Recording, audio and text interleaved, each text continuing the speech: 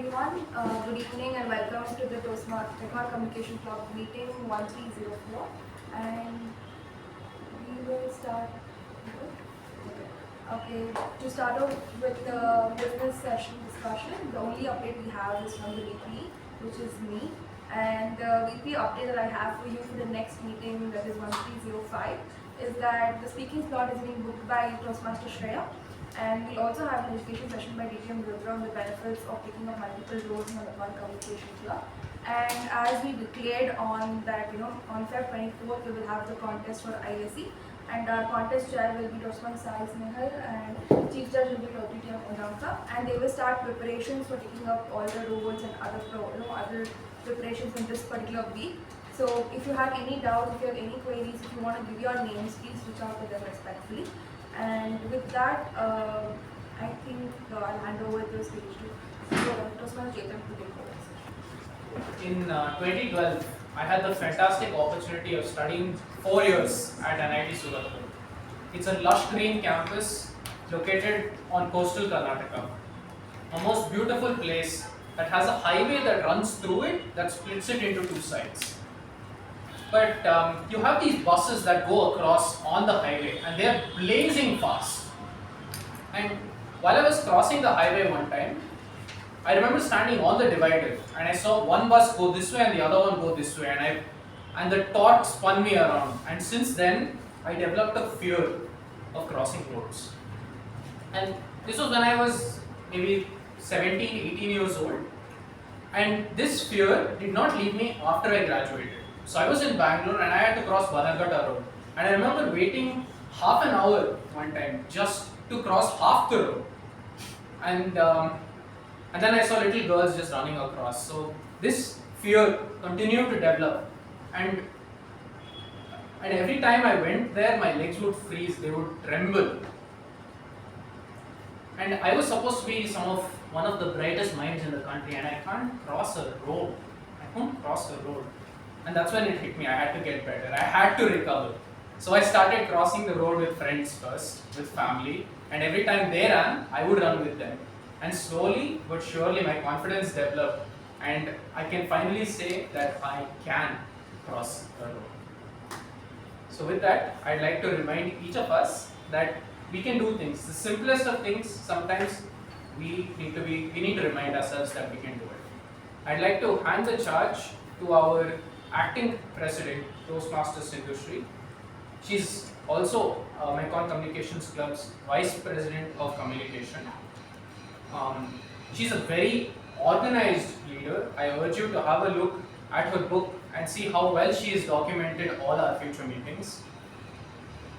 And she's my ISRO level friend, so let's give it up to Toastmasters Sindhushree.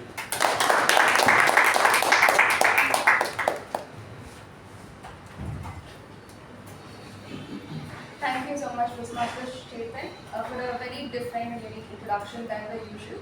And I didn't know that you could give an introduction like this also. So welcome everyone for this, again welcoming you all for the meeting number 1304. Since we do not have any guests for the day, I'm pretty sure all of you are well familiar with each other. Our only guest for the day is our education session speaker, that is Kishore. I'm pretty sure you get to know him during our education session. To move forward, I would like to welcome our acting secretary for the day, Toastmasters Snehal, to read out the minutes of the meeting.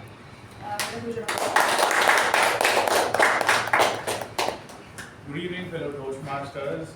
Here are the minutes of the meeting 1303 held on the 3rd of February 2025.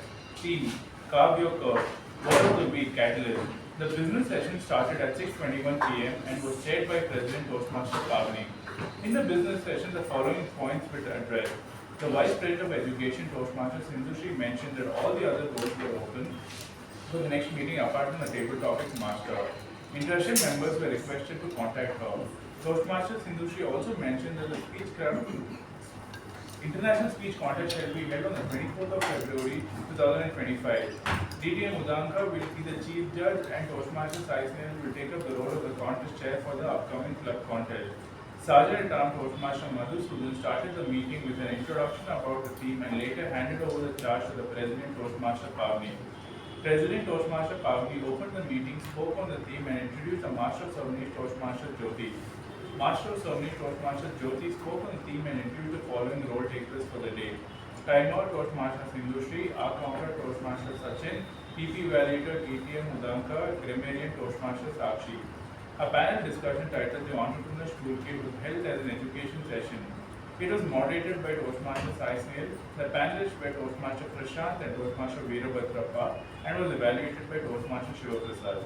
The table topic session was conducted by Toastmaster Saketh, the following other speakers: Toastmaster Upati, Toastmaster Vaibhav, DTM U Bhat, Toastmaster Sugar, Toastmaster Rachana, Toastmaster Giri, Toastmaster Balraj, guest Sandeep, guest DTM Daryl, and Toastmaster Sindhushree. The general evaluation session was conducted by Toastmaster Latha. The winners of the week were Best Prepared Speaker Toastmaster Saketh, Best Evaluator Toastmaster Shivaprasad, Best Table Topic Speaker DTM Daryl, Best Role Taker TAPG Toastmaster Sakshi, and the Best Role Taker MTP Toastmaster Jyothi. The President closed the meeting at 8:44 p.m. followed with the national anthem. Thank you and back to you.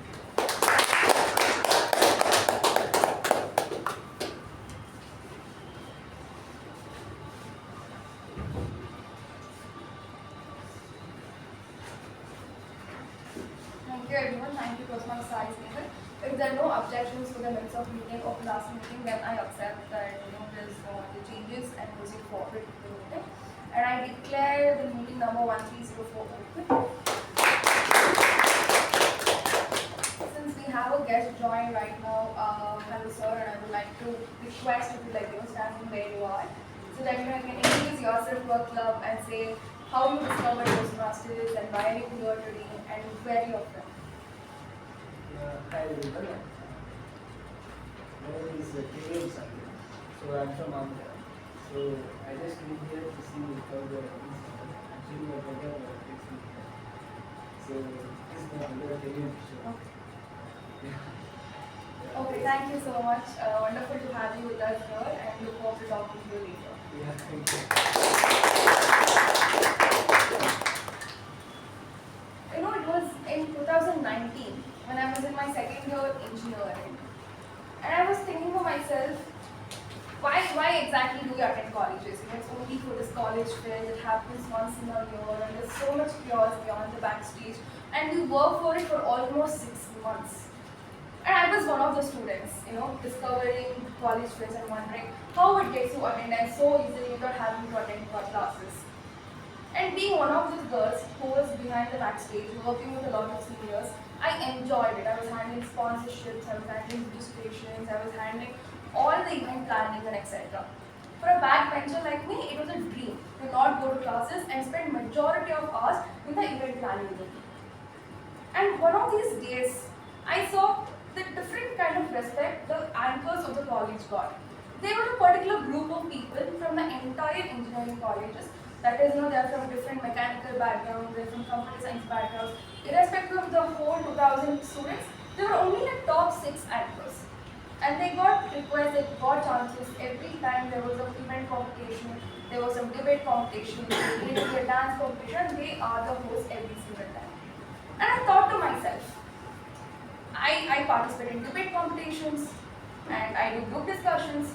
How hard can anchoring be? You just have to get up on the stage and talk. And I was like, okay, let me go and ask my seniors, I'll ask my teachers, I have this confidence, I can manage this, I'm planning an event, I know how the entire thing goes for 2 hours, there's not going to be a single hiccup. And they said, okay, let's give this girl a try, let she prepare and everything. So I got a co-anchor to myself, and then we started preparing between the 4 walls, and we decided a complete set. It was an opening humorous set, and we decided to talk to each other, have a little bit of banter, and then going on to guest introductions, going on to the introduction of the chief guest, and then going on to the introduction of the dancers on the stage. Now I'm well prepared. It was finally the day of the event. We were well dressed, we were well prepared. All we had to do is just show up, smile, and carry forward. I get on the stage, and that's when I realized my co-anchor is missing, and nobody is able to call him. Nobody is able to find where he is. And it's like, at that moment my teacher tells, just get on the stage and start the show. I go on the stage, I stand in front of 2,000 odd engineering students. I can't see their faces, but I'm pretty sure they are there because I can hear them cheering, I can hear them hooting for us. All I can see is 10 bright lights staring right at me. And I wondered to myself, do I remember the guest introduction? Do I know the name of the chief guest? I knew it, I had prepared for it, but at the exact moment I panicked. I forgot everything I knew. All I knew was I had to introduce this particular person. Did not go well. I can see in the corner of my eye that the chief guest is walking out of the room, and I can turn towards the right and see my teacher yelling at me something, and I cannot hear her. And at the exact moment, I rushed back to the backstage, and then I see my teacher's face, and at that exact moment, I realized I am not getting this chance again. My teacher is never going to trust me again. My seniors are never going to trust me again. Somehow, the entire show moved forward. It was a very boring show. Nobody really cheered for the rest of the competitions. The day got over. I went home crying. And then I thought to myself for the rest of the year, every time I went to the cafe, my seniors used to tell me, this is the girl that ran from the stage and cried at the backstage because she couldn't remember a famous Indian TV director. It was so simple, but I didn't remember it. For the rest of 1 year, I was this exact same girl who ran back crying, who forgot this particular introduction. And then I went ahead, but it did not stop me, because I went ahead, asked the lecturers again, please give me one more chance. Just give me one more chance to prove myself. It did not happen. Finally, after 2 years, when my lecturers actually trusted me, I thought at least this time I'll get a chance, but COVID hit. So the events got cancelled, everything came shut down, even our exams got cancelled, and life just moved forward. And I never really came across it again, and I thought to myself, how do I master this? How do I become a host someday? How do I stand in front of people and talk? How do I actually remember all the points I want to say? And then continued my Toastmasters journey. Not exactly knowing how to be a host, but at least stand in front of the crowd and not panic. Life is a funny way of giving opportunities, right? Fast forward to my career. I again got a chance to stand in front of my corporate leaders and give a beautiful hosting session. And this time I did not panic. I just said, I can't. It was my very first time in professional setting. I was late to the event, but I just stood there. I did panic for exactly 5 minutes, but this time I didn't forget anything. I just took a deep breath. I trusted myself because I was prepared for the last 3 years being a Toastmaster. And I knew even if I do a bad job, I can recover from it. But at the end, I did an average job. And to this day, I remind myself, it's not that particular defeat that you face at some point in your life that needs to define you. It's not the people that you want to go back and say, this is this girl who forgot this particular thing. This is this person who did not live up to the opportunity that was provided to them. So it's not going to be those. In spite of being all of those situations, how do you still do the things that you love? End of it. So this is something that I took away as a reminder for myself. And I think to myself, every time I want to do something that I really love and it is a challenge, I don't feel panic. I just say I can prepare for it and I can definitely do it. And this is something that I truly believe in. And another person in the club who truly believes in something that is similar to my belief is our Toastmaster of the day. She is somebody who is pursuing the psychology, BA in psychology and HR management. And she loves reading, she loves dancing, and she did not shy away when I told her, can you be Toastmaster of the day for this particular meeting? And she graciously said, you give me any role, I'll do it. And let's put together, give her a huge round of applause to this very determined person, Toastmaster Gia on stage.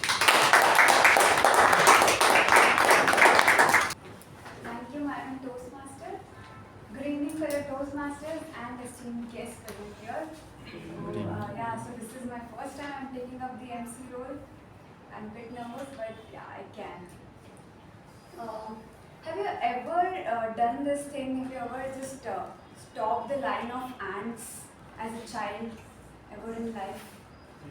And what did you observe later? What happened? They move past it and they shut down. Yeah, exactly. I have never done it, but I have watched, seen children blocking the path of ants as a prank. and the ants spontaneously find another way and just move on. The child again, driven with mischief, again blocks it, and again the ants with resilience and spontaneity come back. The child now tries to push off those ants off the wall with their fingers, but the ants with this resilience again comes back and again starts climbing up, go on with the belief I can. Whatever be the obstacles, however the difficult situations may be, the ants always think I can. And till they die, they try, they strive, they fight, they march on and believe that I can. They lose this sense of I can only to death. And even the blades of grass and even this invisible, small, tiny microorganisms keep growing against all the odds, believing that they can. The language of life is I can, but the language of death is I can't. But of all creations, man alone, supreme of all creations, speaks the language of death. Can someone tell why? Is anyone aware about that? Researchers has shown that researchers shows it so because every human being before they attain the age of 14 have been said around 1,48,000 times that they can't with this society, parents, all the societal pressures. Everyone says them that they can't. His environment has hammered him. So what if I can't? I have been said 1,48,000 times that I can't. Let us have faith in ourselves. If all the creations can on this world, like every creation still they die, they just believe that they can, then why can't a man hammer themselves that they can? This is the death to the voice of death. I can, you can, and we can. Everyone can, and so was the mantra of Ralph's Madly. In 1924, with the belief of I can, he created a space to learn, build on communication and learn leadership skills. He founded Toastmasters at Santa Ana, California, and now it has a global reach of 270,000 plus members across 148 countries. He is the quintessential example of I can, and today we continue his mission at Mekon, which was established in 1998. So for the benefit of the guests, I'll explain how the typical Toastmasters meeting works. So there are 3 sessions. First is the prepared speech session, where the speakers get desired amount of time to prepare themselves and present here. And the second session is the table topic session, where the table topic masters gives random topics to Toastmasters and they speak up to 1 to 2 minutes. And third is the most productive session, that is the general evaluation session, where the evaluator evaluates the whole proceedings of the meeting and gives us the feedback. And to continue to conduct these sessions smoothly, I have a team of role takers who will now introduce their roles. First, I would like to call Toastmaster Balraj to introduce his role as a timer. Good evening, fellow Toastmasters and guests. I am Balraj and I will be the timer for the day, serving as a timer who helps the speaker to stay in track on time so that they can complete their speech within given allotted time. So I will be signaling with 3 signs: green, yellow and red. So green indicating that you have reached the minimum time, and yellow it's time to wrap up, and red is time to wind up within few seconds. So for general speeches, for prepared speech, it is 4 to 6 minutes. So at 4 I'll raise a green flag, at 5 I'll raise a yellow flag, and at 6 minutes I'll raise the red flag. And for table topics, it is 1 to 2 minutes. So at 1 I'll raise green, at 1.5 I'll raise yellow, and at 2 minutes I'll raise red. And lastly, for the evaluation speech, so it is 2 to 3 minutes. So at 2 minutes I'll raise green, At the 2.5, I'll raise yellow, and finally at the 3rd minute, I'll raise the red flag. So thank you. Thank you, Toastmaster Balraj. So next we have Toastmaster Latha as our hour counter. Good evening, one and all. As the hour counter for the day, I'm going to keep a note of all the hours, and the repeated words and the pauses which were not necessary at that particular point of time, and the crutch words like you know, actually, like, you see, basically, because, and I'll be presenting my report at the end of the day, at the end of the meeting. Thank you. Thank you, Toastmaster Latha. So next we have our Grammarian Toastmaster Shiva. Good evening, fellow Toastmasters and esteemed guests in the room. If I asked you who would be the quintessential example of using good grammar, you would probably say Shashi Tharoor. While you and I might not be as talented, we too can use good grammar and improve the quality of our speeches. So as the grammarian, my job is to note down the good usages and the not so good usages of the English language. And we also have a word of the day which is quintessential. And the meaning is that it represents the most perfect or typical example of something that is used to describe something that embodies the essence of a particular thing or quality. A usage for this word would be this organization is the quintessential example of clear communication and shared vision. I encourage all our speakers to use the word of the day. I'll begin my reporting the general evaluation. Back to the IMS. Thank you, Toastmaster Shiva. Next we have the PP Evaluator, DPM and U Bhat. Madam Toastmaster, fellow Toastmasters, and welcome guests. Every meeting has got its own business meeting etiquettes. Toastmasters meetings are no different. We have 4 cardinal rules to follow. Please enter and exit the room only during the applause. Please avoid crosstalk when the speech is going on, and keep your mobiles in silent mode or preferably switched off. And more important thing, just special to Toastmasters, please refrain from talking about sex, politics and religion. I'll give a report during the general evaluation. That will be happening. Thank you. Without any delay, let us now quickly get into our first session, in which we also have an education session today. So are you all excited? Yes. Alright, so before calling the first speaker, I would like to call his evaluator, Toastmaster Gajendra, to read the project guidelines. This is mine. Sorry? It's a nice break. Okay, the project purpose is, this is an icebreaker. So we should talk about himself. Introduction. Introduce himself. Okay, introduce himself to the club, what is family and why he joined Toastmasters. And the project is from 2 to 4, from 4 to 6 minutes. All the best. Thank you. So since it's his icebreaker speech, I will choose to not break his ice. Let the engineer come and give his creative introduction. So he's attempting his project 1, level 1. And our first speaker, Toastmaster Giri Das. I would like to welcome him with a huge round of applause.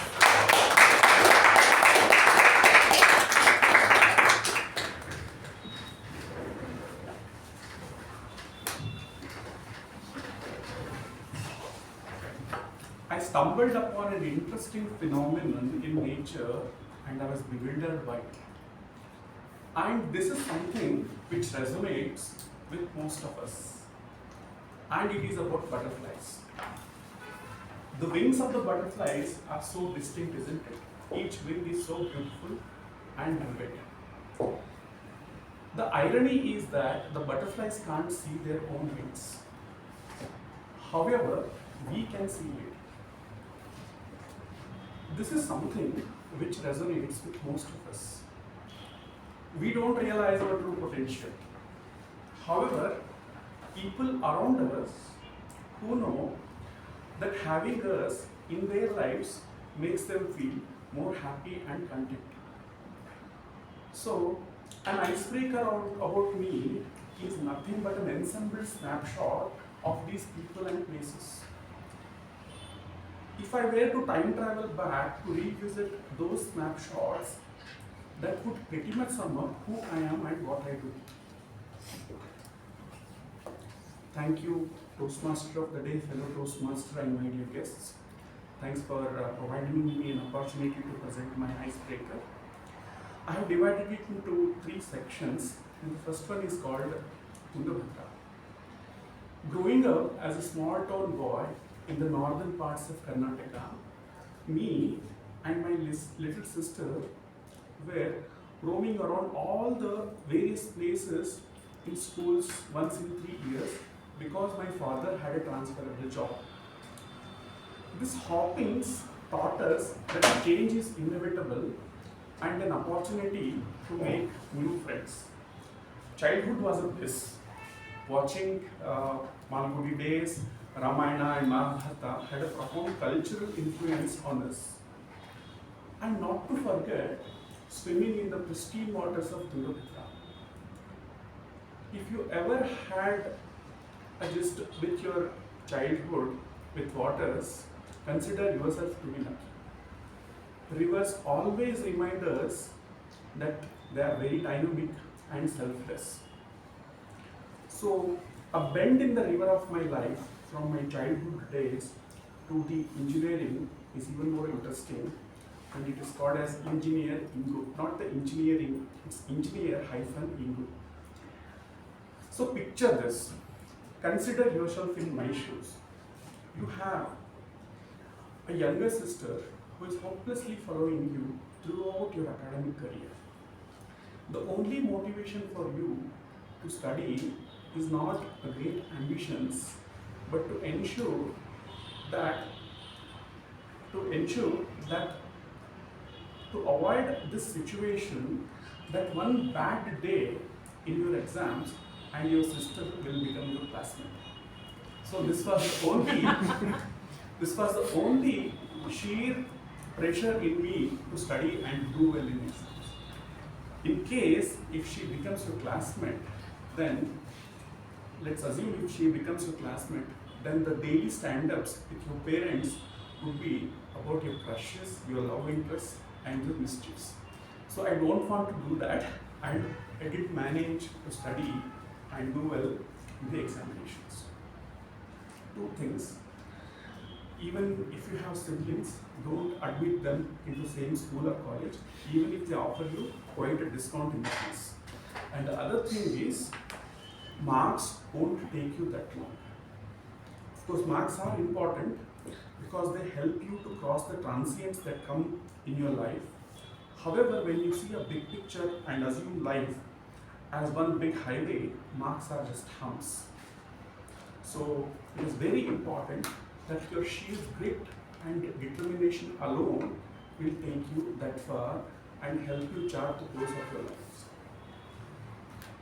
If having gone through the college days and if you embark on the journey of the life, what is more important is that the whole canvas of your life awaits you to fill with vivid experiences. And hence, don't stop at the college days. Other important thing that I want to tell is the company of my father, who had so much of solace. The only thing is, he never compared us to marks. Always he would say that if I were to choose between the marks and me, he would always choose me just as I am, because our sheer joys and tears were more important to him than the mark scores. So the bend in the river now takes me back, not directly to a whirlpool.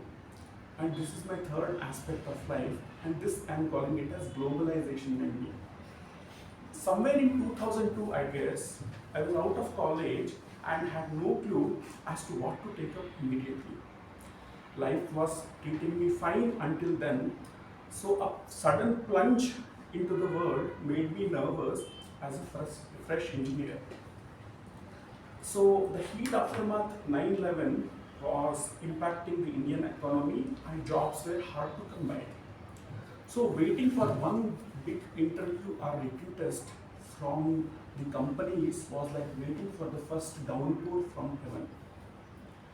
Back then, IT was making very much inroads into our drawing rooms, and people were more than interested to know what is happening with the IT people and their lives and events.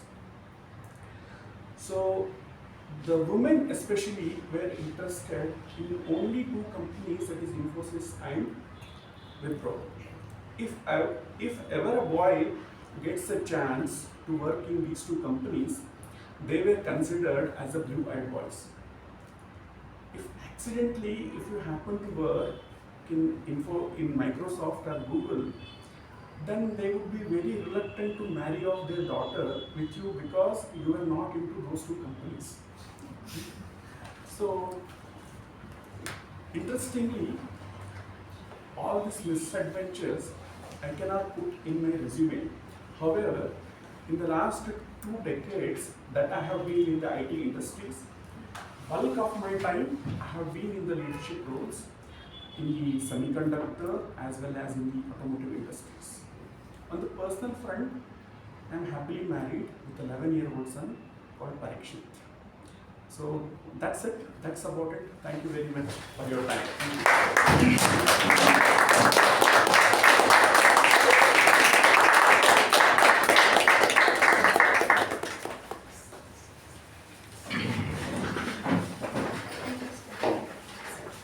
Thank you so much, my dear Latha, for your vivid snapshot of your life. And up next, we have the most, not most, but expensive, sorry, not expensive, experienced speaker. He is a mechanical engineer with a master in information systems and has worked in the corporate for over 15 years in mergers and acquisitions. He now runs his own consulting firm called Nitya. He is an avid Toastmaster for over 12 years now. A lot of expectations has been built up. So with all excitement, let us put our hands together and welcome distinguished Toastmaster Kishore.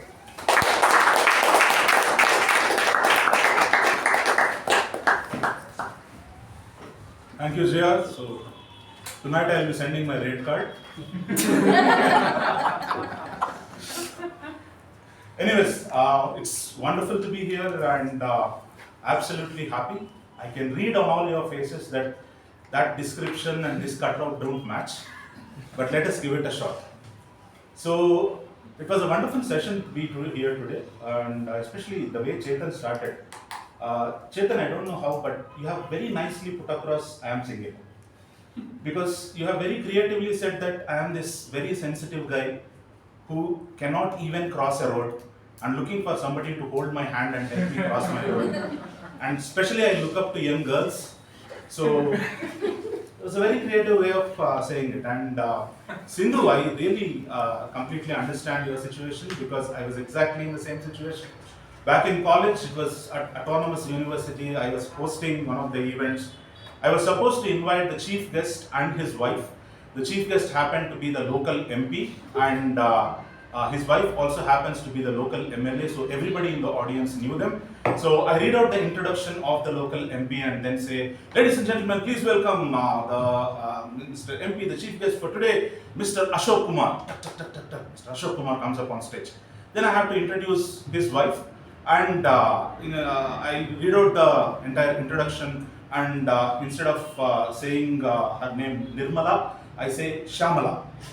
The whole audience goes quiet, and my principal is staring at me as if I introduced his wife. I had no clue of what mistake I had done. Then Mr. Ashok Kumar comes up on stage, he takes the mic and says, Kishore, her name is Nirmala, Shamala is for evening function. Right? Sometimes more than our confidence, we need the blessing of the guests also. And thanks a lot. I mean, even the icebreaker was wonderful. I totally understand. You know, it's definitely a pain when your sister becomes your classmate. But trust me, I have gone through the pain of every classmate treating you like a brother. So So, yeah. And Gia, you're doing wonderful. And it's so refreshing as well as, I would say, reinstating the faith in Gen Z, that you guys have these nice stories of drawing a border and the ants not crossing it, etc. Because when we were kids, the ants that crossed that line, we used to kill them. We had a bad chase. Anyways, okay. So it's wonderful to be at Mekon for multiple reasons, because Mekon to me in life is a metaphor to look within. Because believe you me, I was studying MBA around 2004, 2006, when the first time I got introduced to Toastmasters. So soon after my MBA, I went into a Toastmasters meeting. Those days, there was not so much of knowledge about Toastmasters. The only Toastmasters club used to be Bangalore Toastmasters. And there, every meeting, the number of guests used to be 60, 70 guests. So they did not have a guest introduction. They would ask all the guests, stand up, clap, sit down. Right? And I would go like religiously every week and ask them, sir, can I become a member? And those days they had this, somebody's waiting. Let them do this. And those days it used to take quite a lot of time to become a member. So they would say that, we are sorry, we can't take you. And I didn't have the common sense that there are other Toastmasters clubs also. I never asked that. Trust me, I swear I'm telling you, exactly in that office, 2005 to 2008, second floor. Right now I can see that cubicle. I worked for 3 years not knowing that there is a Toastmasters club. I should have had more interest in Mekon building than what I had in Surana College. But anyways, later I got to know there is a club here, and it's absolutely a joy that if your mornings are beautiful, that's because a little bit of Bayer's coffee. As a Toastmaster, if you are successful, it is because of a little bit of Nagarajaro. So I have had the privilege of being mentored by him and having him as a friend and a close guide. And also not just Nagarajaro sir, but also Prabhakar sir, who used to be from this club, and still is a member. Yeah, sorry. Prabhakar sir. And Prabhakar sir is like, for a lack of a better word, like my Dodappa. Like every competition, he would close the hey, like if I'm a little nervous or whatever, he would come to me, you're a really good man, you should do that. So there is a lot of spirit that has come from Mekon for me. Even Ajay Chitranjan is a good friend. So I absolutely feel at home here. So thank you so much for having me. So let's today talk briefly about what exactly is getting ready or preparing for an international speech contest. What are certain things that might help you on this particular part? So we will start with basically understanding a few things here. So I want you to answer some of these questions. So if you think you are a speaker, just answer it. How many of you like to talk? Good. Do you take interest in other people's lives? Do you watch Big Boss? That's it. Yeah. Are you good at stalking all your exes and other people? Okay, you have interest in other people's lives. Okay, I often write down stuff, or at least plan to write it. Okay? Now, why I mention this is to become a good speaker, you should write your speeches. This is an old school philosophy that I follow. So, if you have basic interest in writing, that will help you. There was a time when I was depressed. We are not getting into a depression session right now, but if you had something, right? And at times, I do cry over silly things. Do you cry over silly things? Yeah? Good. I have secrets that I haven't told anyone. Yes. Not even Apoorva. Sometimes I lie and make up stuff. Always. Okay. I have books that I have bought, but I haven't read. All my books. Because that indicates your creativity. So you were so good that you convinced yourself that you desperately need that book, but as soon as you got it, you convinced yourself you need not read it. That's an amazing skill. Okay. I often think that the world is going in a wrong direction. Yeah. You have a lot of stuff. We will talk. Right? So Any of these things would actually help you become a good speaker, or all that is needed to become a speaker is one of those things. Why and how we'll come to it. So the first thing is the purpose of becoming a speaker or taking up international speech competition is not to become a world champion alone, but it is more like what they say about UPS. Whether you become an IAS or not, in that process you will become a better human being.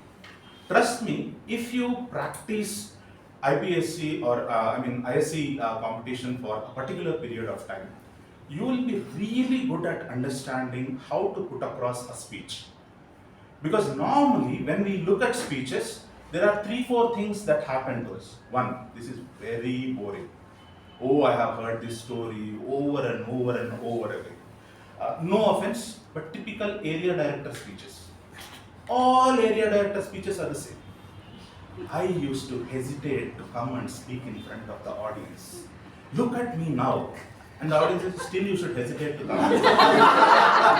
Right? Same old speech. Right?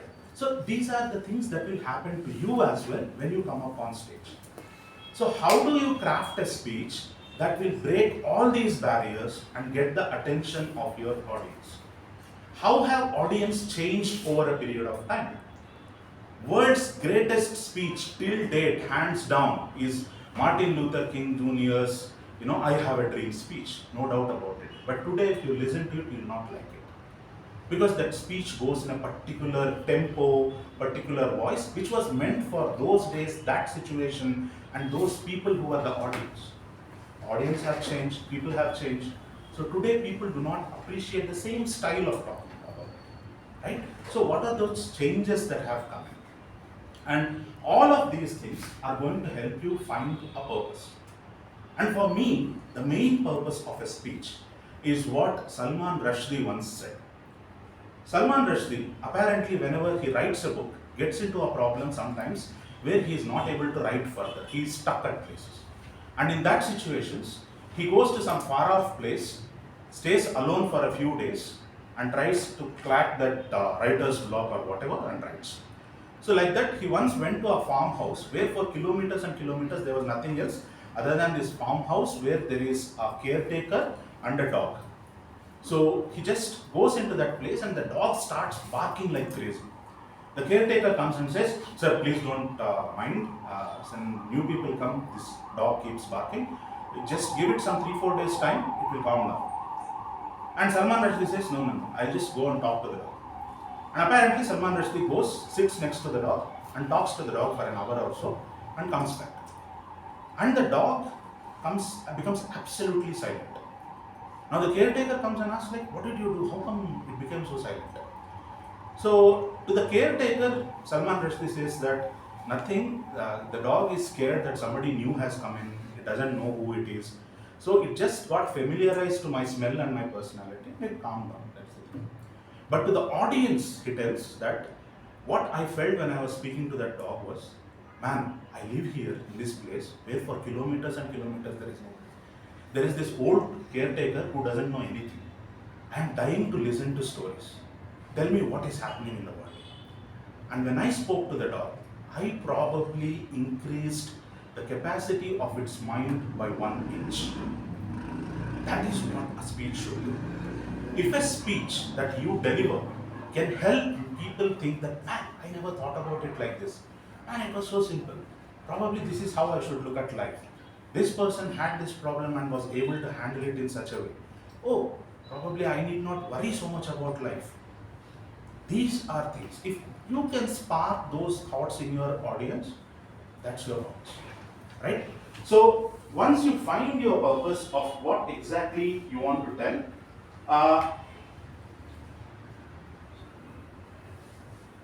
okay, here I want to tell one prerequisite before you actually get into start writing or preparing your speech as such. The very important aspect I want to tell is be open to feedback. Why I am telling this is because of late I am seeing a trend in Toastmasters which has been picking up quite well, where they are telling you should not be evaluating the content of a person, you can only evaluate the body language and other things. That is the perfect recipe for disaster. Okay? Because nobody would remember your body language. For example, Muhammad Khatami, Power of Dreams. Nobody remembers what body language he did. Dhananjay Hiteraj. Okay, I see something in you, I don't know what it is. Nobody remembers what is the body language he did. Any good speech, right? Nobody remembers the body language. If your content is not challenged again and again and again, you will not come up with that story which will actually become a memory for the audience. Now, having said that, there are two important things that you should take care of. Evaluation, when it is given, it is true that it should not evaluate the content. What it means is, for example, I'll tell you a speech that, when I was a kid, I was extremely bad at math.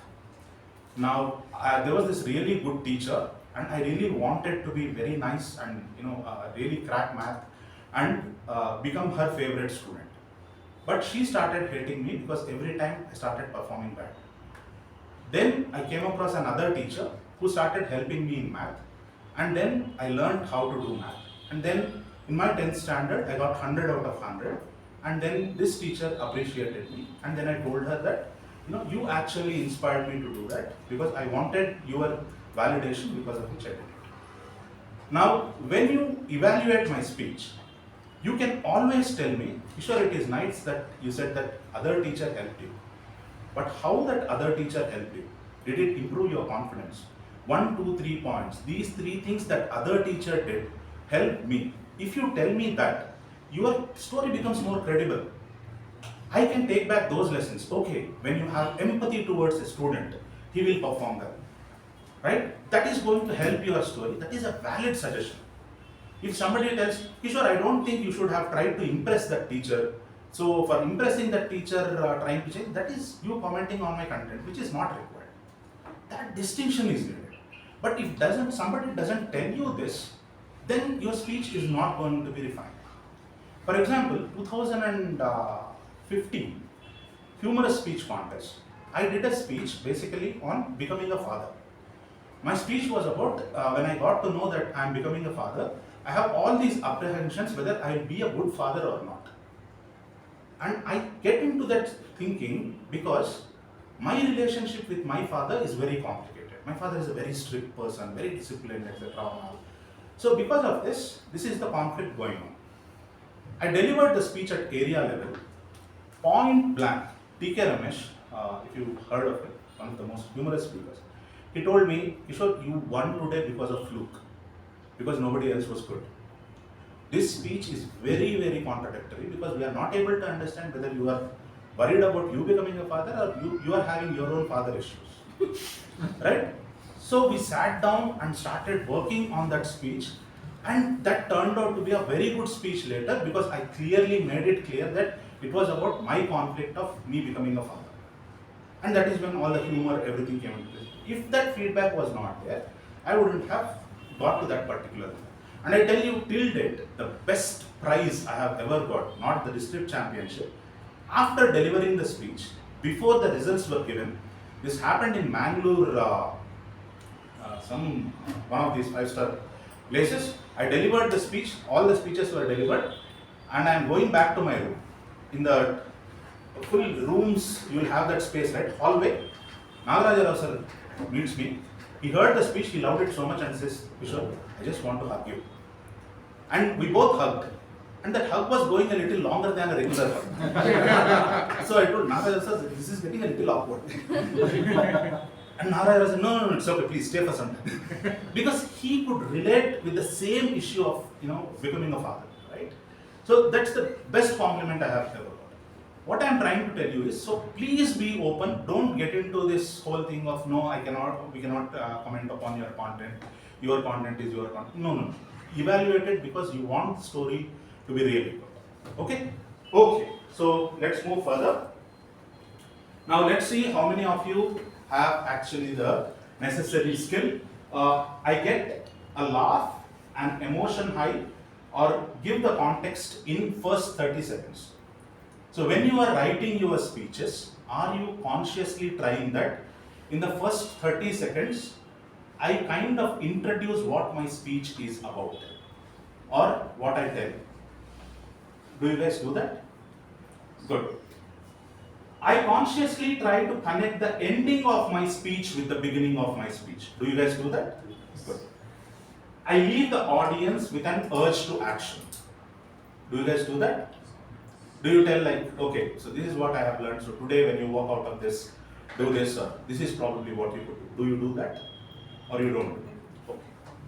I try to make people take home a phrase in my speech, some power statement in my speech that people will take home. Okay? Can you say twinkle twinkle little star? Can you please say this dialogue? मेरे पास गाड़ी है, बंगला है, bank balance है, तुम्हारे पास क्या है? मेरे पास माँ है. Yeah, say it, say it. मेरे पास गाड़ी है, बंगला है, बैंक बैलेंस है, तुम्हारे पास क्या है? मेरे पास माँ है. I consciously add elements that are relevant to Toastmasters in my speech. I fall short of words and often refer dictionary or look up Google or ask my mentor for the right words. So right now you are actually answering to the ballot. Okay? See, I get a laugh, emotion high or give the context in first 30 seconds. I try to connect with the ending of the speech with the beginning of the speech. I leave the audience with an urge to action. All of this comes into speech development and effectiveness. Okay? The speech is very effective when you give the context in first 30 seconds. Basically, that is a beautiful statement in Toastmasters. Tell them what you want to tell them. Tell them what you have told them. These three things have to be there. So in the first 30 seconds, if the audience doesn't get a hang of what you are talking about, then they will lose. Okay? Towards the end, how much ever intensity is there, people will not connect. But if people don't get a context of this. Right. Connecting the ending of the speech to the beginning. Now this is very essential because if you don't do this, there is something we call as loose ends in the speech. Toastmasters, my life was pathetic. My personal life was horrible. Professionally, I was terrible. And my financial life was even more worst. Then somebody told me the policy of control or delete. Look at what you can control. If you can't control, just delete it. I started doing that. And then today, I am proud to tell you, I have a CTC of 20 lakhs per annum. Audience is thinking, what happened to your personal life? You opened that can, no, saying my personal life was horrible. Control or delete it. What happened to your personal life? Audience is struggling. That is the loser thing. If you have opened with something, close it towards the end. And that is why the connection between the ending of your speech and the beginning of the speech should be there. I leave the audience with an urge to action. So I'm simply telling you whether you like it or don't like it. This is like, sir, why should I learn calculus? 40 marks. That is how it is. Okay? Because ballot has marks for this. So you give a wonderful speech, still you haven't given an urge to action, immediately you will be marked at low. So keep in mind that there has to be some urge to action, and it is necessary also, because if you have told such a wonderful speech, what is it that you want the audience to take home, or what is it that you want the audience to do, that has to be there. Okay? I try to make people take home a phrase in my speech. This is important. If you are not doing it, please do it. This is what we call as power statement in your speech. How you write a speech is, you think of a powerful incident or something that has happened which you think will resonate with people. Now bring it down into some sentence which is less than 10 words. The more powerful that statement is, the more audience will get hooked onto it. Till date, my favorite speech of all times is a speech by Craig Valentine. His World's Championship winning speech is basically a speech around how he wanted to quit his job and pursue speaking as a profession. But he was constantly getting better salary or better perks, because of which he would just remain in the job. One day he goes and tells his boss, boss, I'm quitting and I will leave. The boss says, I'll double your salary. He says, okay. Right? And then he comes back home and tells his wife, because he told his wife, I'm going to quit. And she asks him, did you quit? And he says, no, because my boss doubled my job, my salary. And she says, Craig, your dreams are not for sale. Okay? That's his punch statement. Your dreams are not for sale. And the whole speech is built around your dreams are not for sale. Your dreams are not for sale. In fact, the icebreaker speech today actually reminds me, this was supposed to be the final speech of Dhananjay, but it somehow happened that he had to give another speech in the last minute, which was chasing butterflies. The speech is about the day you stop chasing butterflies is the day you kill the child within you. Right? So chasing butterflies is the power statement which keeps coming around. So that's essential. Twinkle, twinkle, little star, I saw none of you did this. Which means you are bad at body language. That has marks. मेरे पास गाड़ी है, बंगला है, bank balance है, तुम्हारे पास क्या है? I wanted you to pause there. Because the dialogue comes with that power only when you pause it. मेरे पास माँ है. Right? So that is voice and the manner in which I consciously add elements that are relevant to Toastmasters. That is what improves the appropriateness of the speech. Because the moment you add something relevant to Toastmasters, it becomes appropriate for others. And correctness, okay, nice words, grammar, etc. is correctness of the speech. So sorry, I consciously add elements that are relevant to Toastmasters in my speech. Could I have a few examples? Correct. So it could be something related to speaking, or it could be something related to what I learned from evaluation, or it could be something about, then I joined Toastmasters and this thing happened to me. Some kind of a relevant connection to Toastmasters. Yeah. Okay. Now I will tell you. So basically you have some idea about what you want to speak, right? Now I will tell you 3 different styles of building your speech. Okay? First one is what we call the story style. This is the most popular style, which is tell a story, make a point. Dhananjay Hityarachi, Mohammad Katani, all these people have used this style, which is tell a story, make a point. Tell a story, make a point. If it's a big story, 1 story and 1 point. Otherwise, you have time, 3 stories and the same point again and again. Dhananjay's speech is about, I got arrested, but somebody told me that I see something in you, but I don't know what it is. I came to Toastmasters, I was failing, but then somebody told me, I see something in you, but I don't know what it is. Right? That is, tell a story, make a point. This is one approach that you can use. The next approach is basically a concept. You can use an interesting concept, and with that concept, try to deliver your story. For example, one of my favorite speeches is, there is a speech by somebody called Agnew. And the speech is that when he was a kid, he used to fight with all the neighboring kids. And the neighbor's kids' parents would come and tell his father complaints about all of what his son is doing, etc. Now, Agnel's father is a physics teacher. So one day, Agnel's father takes him inside, shows him an apple, and asks him, what is the color of this apple? He says red. Why is the color red? So Agnel doesn't have an answer. His father explains the physics concept of it is because this absorbs the entire light, and by the property of the material chooses to reflect only red. It is red in color. You are telling me that everybody picks a fight with you. It is your quality of absorbing the negativity from others and choosing to reflect positivity which is going to define you. Brilliant, right? Nice concept. And this. Similarly, there was another concept which is there is this butterfly called as Atlas moth. It is the biggest butterfly which has a 30 centimeter wingspan.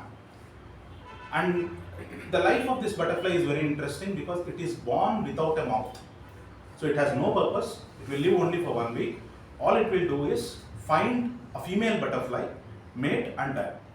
That's all. So it has only one job in its life, find love.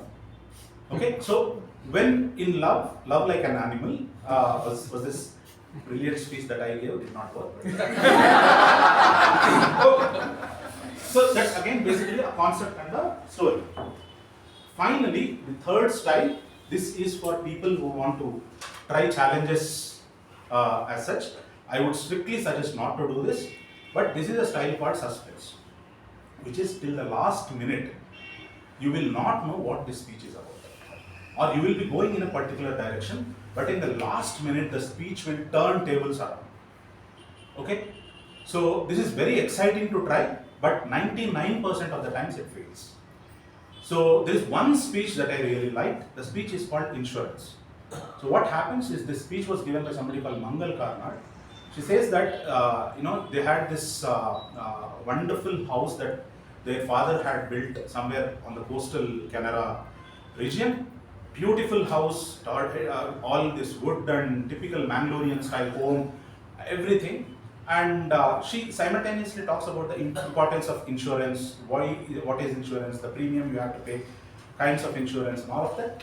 And then she says that the very day there was the housewarming ceremony, there was a fire and the house started burning. And some relatives, some neighbors came and rescued them. And then the next morning, everybody asked, did you have a fire insurance? And his father says, I was about to get it, but I did not get it. So everybody starts blaming her father that, you should have taken an insurance, etc. Until now, you are thinking insurance, right? Then his father says something, that you guys are worried about the insurance of money. I have made the insurance of investing in people around me, because of which they put their life at risk and saved me from the fire yesterday. That is all the insurance you need in life. Wow. Right? You are going in one particular direction and suddenly everything changes.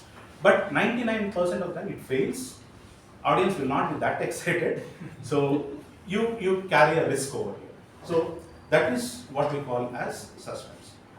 Now finally, once you have identified your type, this is basically choose your hat in terms of with what emotion you want to deliver that. Like for example, somebody's fight with cancer can be delivered with humor also, can be delivered with drama also, can be delivered with a very philosophical way also. So once you choose your story, how do you want to treat that content becomes important, right? Whichever story you choose, how do you want to make it humorous, or how do you want to kind of make it a lot more memorable in terms of punchlines and other things. So that is a particular style that you have to choose. I will tell you 2-3 things here. Okay, there is one brilliant speech. I don't remember the name of this person. Some Gamash. Some Gamash. I'll send the links of all the speeches that I'm mentioning to Sindhu. She will share it with you. This speech is basically built around the concept called an act of kindness. The speech starts with this guy comes up on stage, takes out his shoe and throws into the audience. And then he says, that is what Mahatma Gandhi did, and said that I have lost one of my shoes in that compartment. Somebody who finds that shoe will also find this shoe. Act of kindness. And then he goes on to tell 3 different incidents of acts of kindness that people did to him. And every time, instead of saying act of kindness, he just takes out his shoe and does that action of throwing into the audience. That becomes so wonderfully synchronized in the whole thing. Act of kindness is throwing that shoe. So what they have done, the hat that they have chosen is how to use props effectively in your speech. This is a very interesting thing, because using a prop does not mean like just because you have to use a prop, you are using a prop, but prop becomes an important character in your speech. To give you a quick example, there is one play that I had watched. This play is about 2 teenagers who fall in love with each other. They really like each other. They both like to race on these cycles. They both meet with an accident. The boy dies and the girl survives. Now the boy's soul comes back and keeps talking to the girl and says that there is a world out there, I am waiting there for you. You can come with me. There is this apple. If you eat that apple, you will enter my world. So that apple is there on the stage throughout the play. But there is the family of this girl who is trying to tell her, like, whatever is gone is gone. This is your real life. And there is a therapist who knows both of these things and trying to help her. But there are moments where she walks up to the apple saying like, I need nothing in this life other than this guy, and is about to eat the apple. and sometimes she tries to throw away the apple. That apple becomes the gateway from that reality to another reality. So every time she goes near the apple, you can see the audience literally gasping, will she eat the apple? Right? So that apple becomes a very important character in that. So the props that you are taking have to become a very important character in your speech. So that is one way of including it. There is another speech, again I am not able to remember, but I think it is called the ticket, where this guy is really frustrated in his life and he is really irritated by everything. But then he goes to this parking lot where he has to take that parking ticket. And that guy, while giving the parking ticket, he makes a compliment. Says like, sir, your smile is so beautiful. And then does that thing for the parking ticket, that sound basically, chin chin. So chin chin is the punchline of his speech. So he goes on to tell like all good things comes with this chin chin. So he said something chin chin, chin chin, chin chin. Whole speech is full of chin chin, right? And towards the end, when that sound comes, you are so relieved. So these are very creative ways of implementing things in your speeches that actually enhance the value of your speech as such. Okay. The final part is basically, there are 4 Gs. It's a little old presentation, now it's 5G going on. But still, first thing is be genuine, right? This is very important because certain speeches you can clearly see that the speaker is not genuine, the story is not genuine. Like, typically these stories, I had this business idea and everybody laughed at me. If everybody laughed at you, probably it's a bad idea. Because no matter how stupid idea it is, there is at least one friend who says, super much I should do it. And if you don't have one such friend, your problem is not with business. First you should get that friend. Right? So many of our speeches, we see this like, everybody hated me. None of the family members wanted to talk to me. Maybe some problem.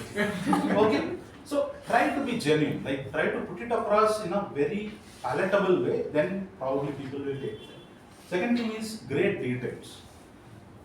The moment you tell an idea, the interesting thing is people would like to look at your details. I had this dream of traveling all through India, but I could never travel because this happened, that happened. But the thing is, if you tell about what was your plan of traveling to India, what about India fascinated you to travel, then people will believe you. I wanted to travel from Kanyakumari to Kashmir. I wanted to eat this food of Haryana, this watch Ganges, and all of these things will make it more believable. So, great details are important, and finally get to the point. Sometimes people are going around with the story, and not really what is it trying to tell. They have no clue about, there are stories and stories that are going on. And finally, garnish. Garnish is where I was telling about the previous thing. Some sound, some props, some music, some song, whatever can make it a little more engaging, please try to use it. Okay. Well, with that, I just want to end saying one thing. The reason why you should start speaking and tell your stories is because there is a beautiful line in English which says that a bird doesn't sing because it has an answer, it sings because it has a song. You need to come up on stage and deliver your stories, not because you have a story that will change the world, but because you have a story that only you can tell. And if you don't tell, nobody else will. I hope you have a wonderful speech contest and all of you participate and deliver the best of your stories. Thank you so much for this opportunity, and if you have time for questions, we take this.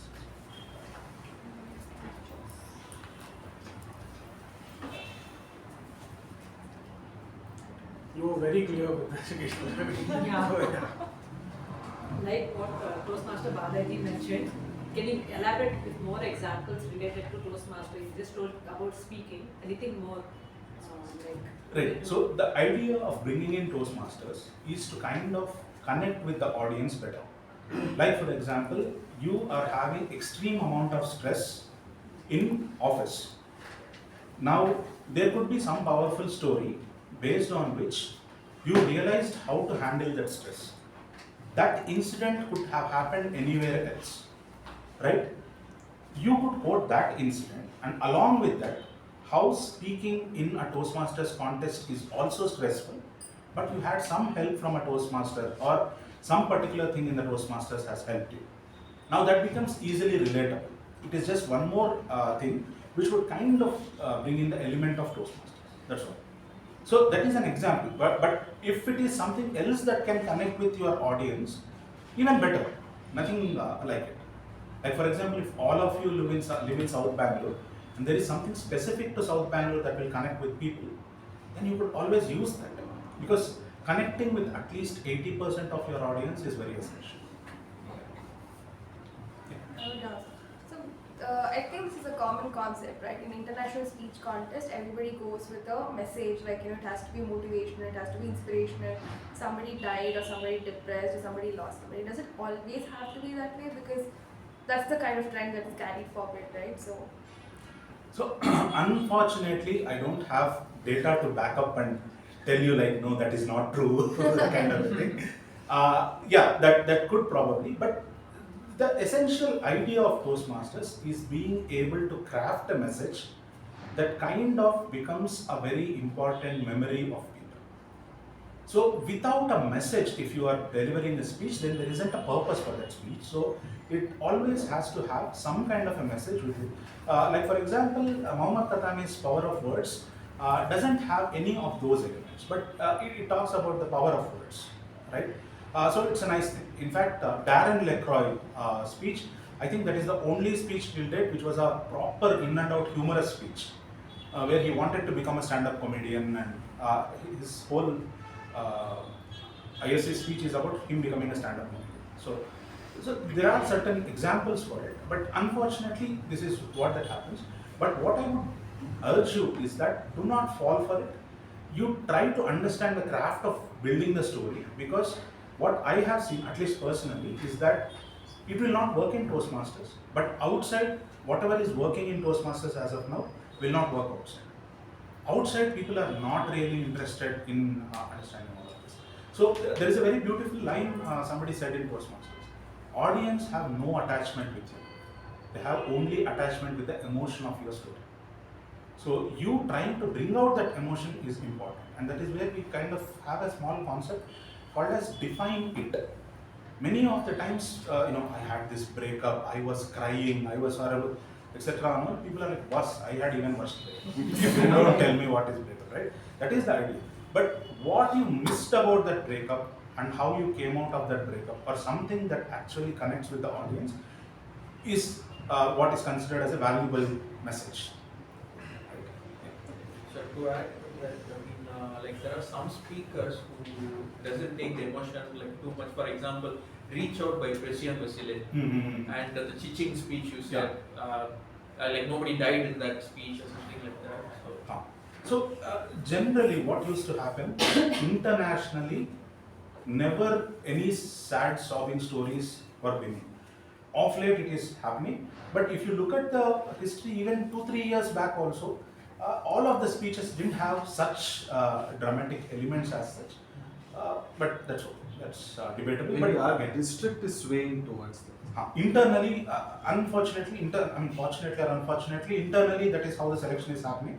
That is what all the district champions are also talking about, that whatever speech they are giving it here, they know that that speech will not take them to the regional level or higher levels. But they have this complication of they have to satisfy the local audience, and then the same speech go somewhere else. So that's definitely a challenge. So they say at every level or every alternate level you need to change your speech. Definitely if we retain our speech, it will have a practice and we will do better from the feedback. But what do you suggest, like how should we go with? Retain the same speech throughout the as we progress level, or should we change it every level? No, you should change. Because I tell you, at least I have been operating at human level. Real people who are working on speech winning and other things, they operate at God level. Like for example, you know Sridhar Ranganathan? Yes. Sridhar Ranganathan once took an education session on ISC. It happened in this ING Vaishya Hall. Back then on MG Road there is a huge auditorium. he displayed an Excel sheet. Every line of his speech is in one row.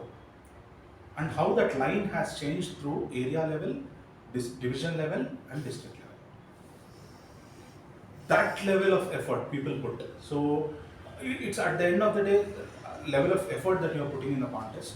So the thing is, you will easily know certain things which worked for you, which did not work for you, etc. and all. And here one suggestion I will give you is, take suggestions only from 2 or 3 people. Because generally audience are nice to you. Toastmasters audience are nice to you. So if you go by that, what happens is, so many people told my speech is good. No, it is not.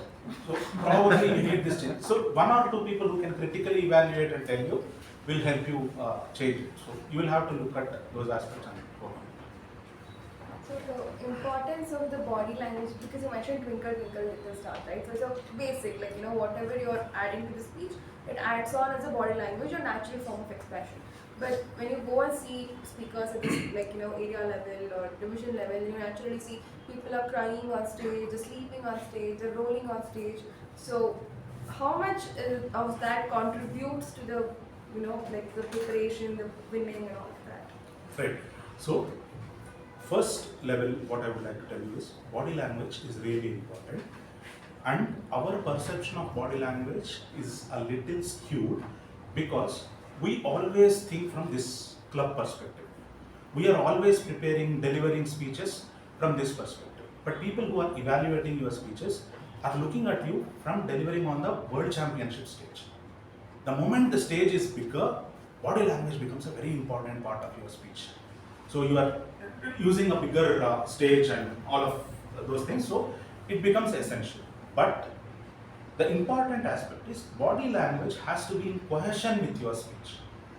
Body language and voice modulation will add that authenticity at the same time for a bigger stage. Like for example, if I want to tell you I bought a new car, on the very first day I bought the car, there was rain and this branch fell on my car and there was a dent. Now, in regular club conversation, some table topics kind of a thing, if I had to tell, I will Toastmasters, I want to tell you that yesterday I bought a car and yesterday only this branch fell. What bad luck for me. This is okay for the club. But if you are delivering it from a big stage, the thing is, you will have to kind of build up the tension.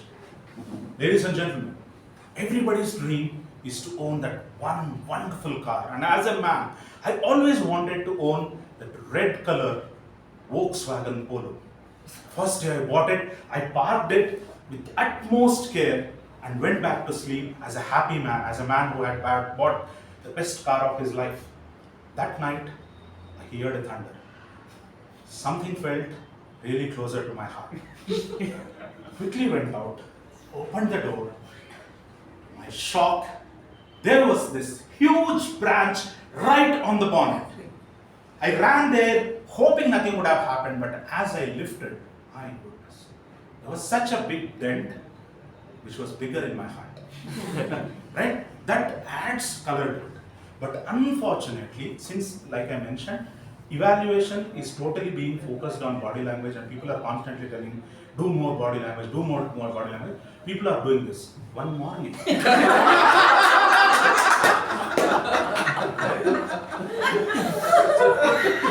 That becomes too much. So don't do that. I remember once table topics district finals competition. The topic was a man who falls for everything stands for nothing. And some of us sitting in the audience, we were joking that everybody will fall. Trust me, 8 out of 11 contestants fell. Everybody, top, they were falling. And the guy who organized the stage was telling, we have put wooden panels over there. Everybody's knees are gone. So, unfortunately, yeah, that is happening. Like I said, it might work in Toastmasters, but look at yourself as a speaker going on for the rest of the world. So, you prepare. You mentioned 30 seconds timeline. 30 seconds is something like you set it on the stage for the speaker. It's like small time for that. So the engagement is very positive. Yeah, it is easily possible. Like you start with a question, you start with a joke, or you probably start with a particular story that tells about whatever you are going to speak. So that is really important. Actually, they say that that's the rule of 17 seconds. Within 17 seconds, you got to get the attention. Otherwise, people will not hold it. Now with reels and all, I think that has gone down. But yeah, it is essential. So that is why you see most of the good speeches start with a question. So you mentioned choose your hat as an emotion that you want to portray. I have one thought, like, how do you, like you mentioned that you can make a fight to cancer as a humanist speech, but what if someone from the audience and you make that speech, like similar example, very funny, and he takes offense for it, or a majority of the audience take offense? How do you ensure that you do not offend people with the type of emotion you're trying to portray? Right. So very essentially what happens is when you go through various rounds, you will get that feedback whether if something is being very offensive to a larger audience as such. So you will immediately revise it. But the idea here is your treatment of the subject could be different. Like for example, I had seen a speech where somebody spoke about his father passed away at a very young age, and that incident he covered it in a very interesting. He said that my father passed away when I was 2 years old. So from then on, whenever I had a problem with my mother, I had to run to my mother only. Right? So that was easy. And there was a guy who failed in engineering internals exam, and he cried on stage. I was telling him that is basic requirement for engineering. You have to fail. Who cries? But this guy, no, my story is for okay. So no, jokes apart. But the thing is like the treatment of the subject, it will come out really well if you have planned it well.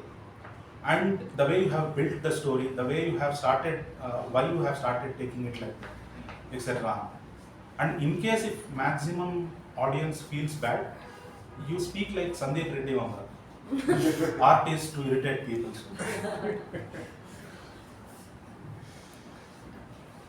Okay, thank you so much. Yeah, back to you.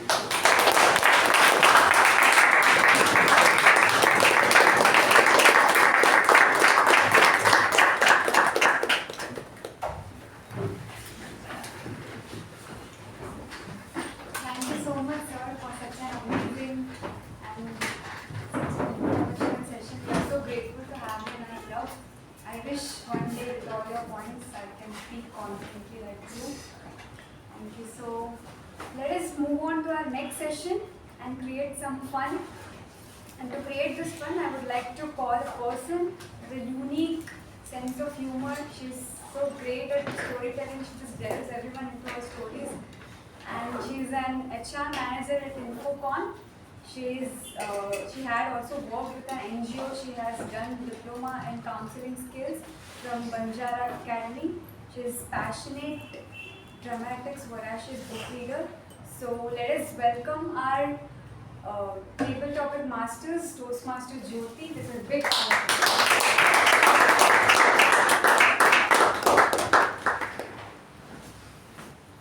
Thank you, Toastmaster Jia. Good evening, Toastmasters and guests. Good evening.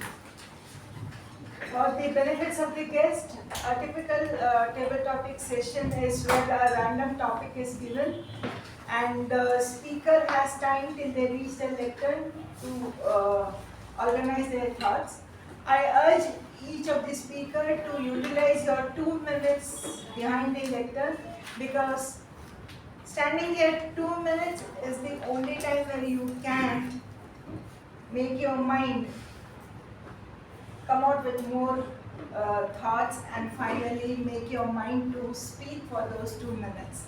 So without any further delay, let's start. Are you all ready? Yes. The first topic is color pink. The topic is color pink, and this goes to Toastmaster Sakshi.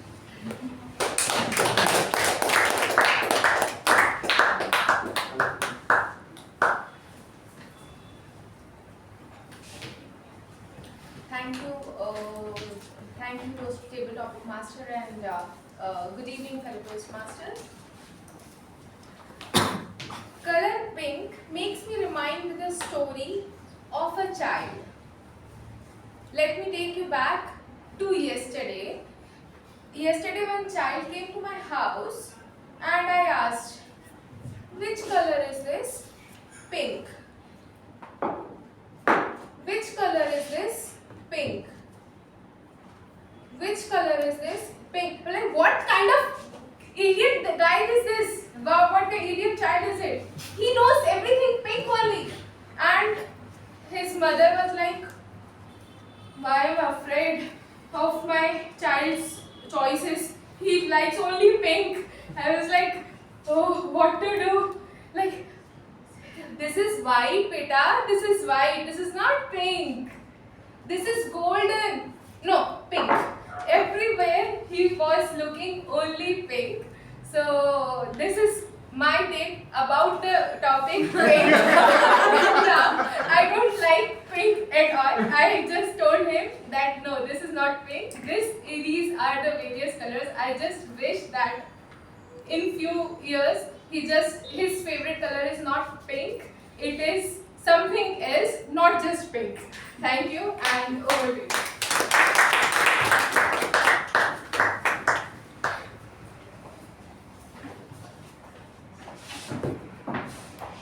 They say pinks are for girls, blues are for boys. And the next topic is a discount sale.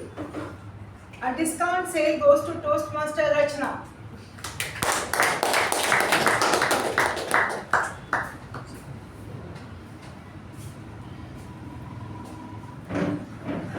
Thank you, Jyothi, for that very interesting topic. A discount sale.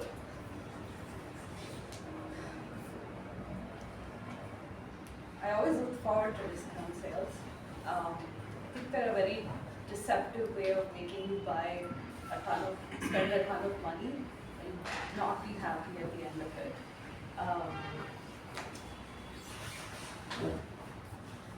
I remember one spending spree, especially during these Black Friday sales, where you think, in the weeks and days leading up to Black Friday, you see one item and you're like, no, I'm not someone who spends impulsively. I'm not going to buy that.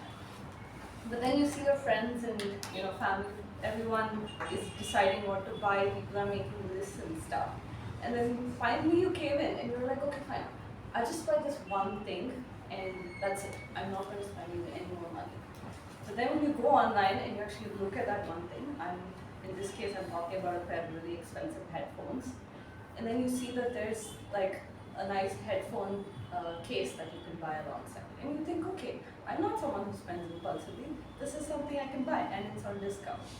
So the point I'm trying to make is that discount sales, and in my experience what happened was that you end up buying a ton of things that you actually don't need, just influenced by the crazy discounts that they put out. And you actually end up spending tons of money that you never planned. That's my take on it. Thank you. Thank you, Toastmaster Rachana. As such, sale is discounted. Upar se discount sale, so it will be further, the quality and. So the next topic is the wrong number. The wrong number goes to Toastmaster Veerabhadrappa.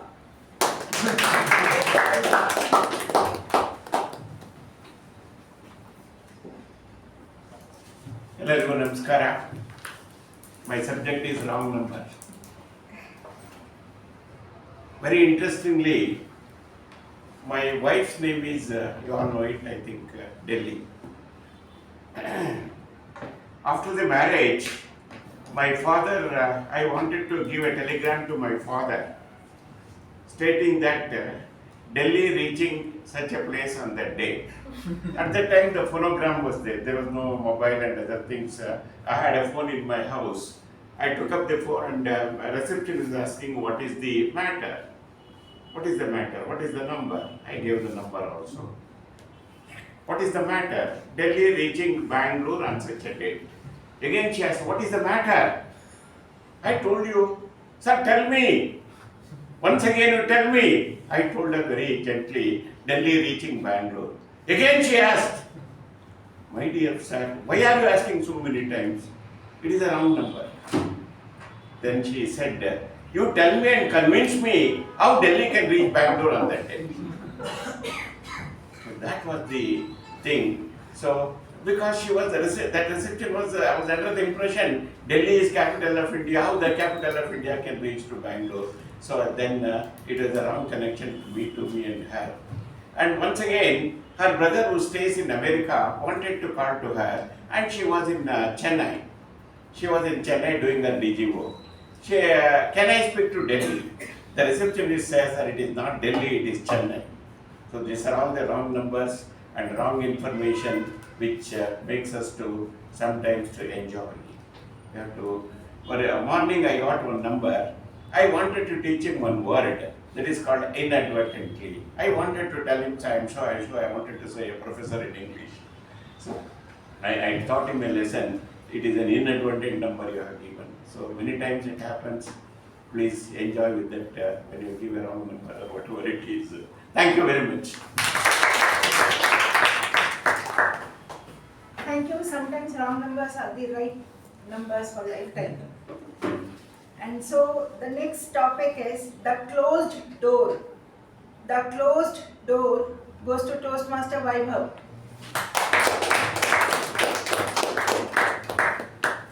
Good evening, fellow Toastmasters and dear guests. So I have been assigned the topic closed door. Closed doors are quite mysterious. So you might think that you made a wrong decision and all your doors are closed. Like how I chose my branch in engineering. I wanted mechanical engineering, but I got something else, which is metallurgy. I thought all of my opportunities are done for. I should start preparing for some other exam or something. But then eventually I started getting interested in the subject, and then eventually one of my professors enlightened me as to what all the doors which are open to you right now and closed to other people. So that's how I started gaining more interest in the subject, and then actually started exploring what are all the options available. And then I eventually overcame my regret of choosing something I was not interested in initially. On that note, I would like to end my speech. Thank you, Toastmaster Vaibhav. It is said when you open a closed door with a candle, you will find something. You have to try it out. And the next topic is fish and flowers. Fish and flowers goes to Toastmaster Apoorva.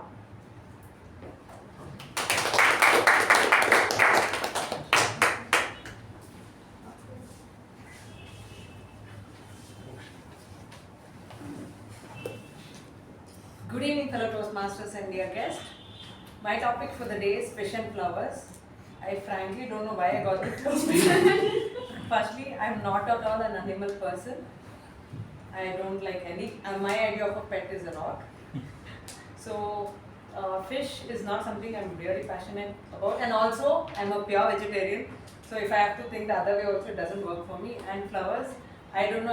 In general, I'm a person who doesn't like flowers. I know it's weird. It sounds really, really weird. Most of you must have heard getting flower bouquets or anything as a gift or something. I don't at all like that. So yeah, fish and flowers. On the other hand, my husband loves.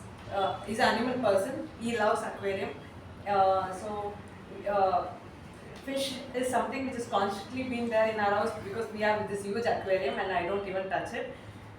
So all the cleaning part, everything is taken care of by him. So yeah, fishes and flowers.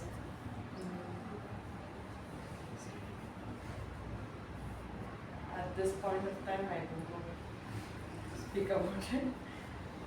Fish and flowers.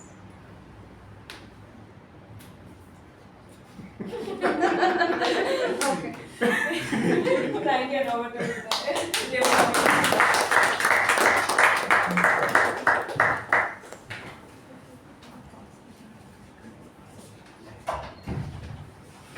Fishes and flowers are subjective, some like it, some don't like it. And so the last topic is the silent killer. The silent killer, which goes to Toastmaster Saketh.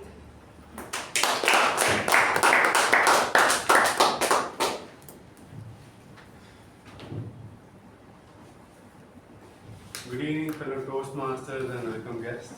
The topic is silent killer. What do you think a silent killer would normally do? Kill with silence. Yes.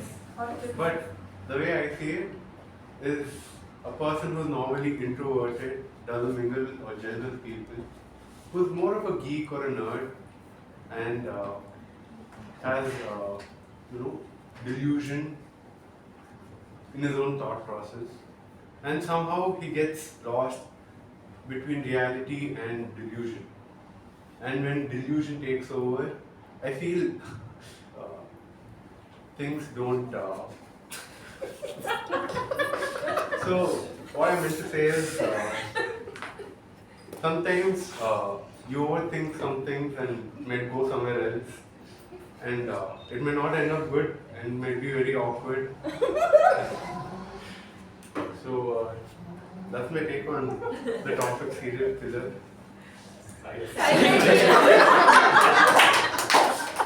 Therefore, you've been very attentive to my speech so far. Just testing you on that. I should be stable topic to master.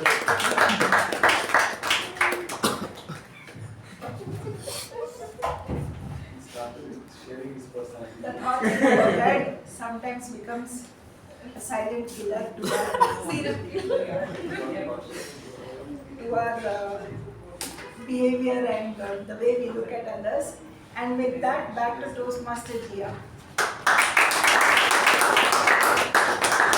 Thank you, Toastmaster Jyothi, for such different and interesting topics. So with that, let us take a break, build connections, and get back in 10 minutes, 5 minutes.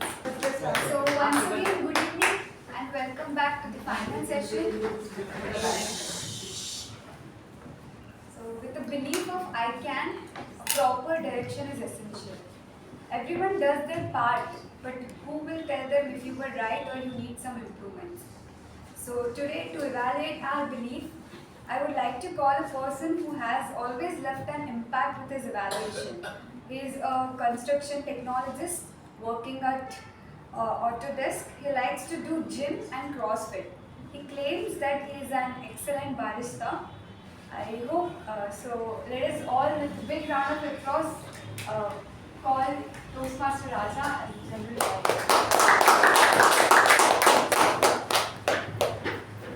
Good evening, fellow Toastmasters and guests. Ready for general evaluation? Yes. Alright, the meeting started at 6:20 p.m. and first I'll start with the business update.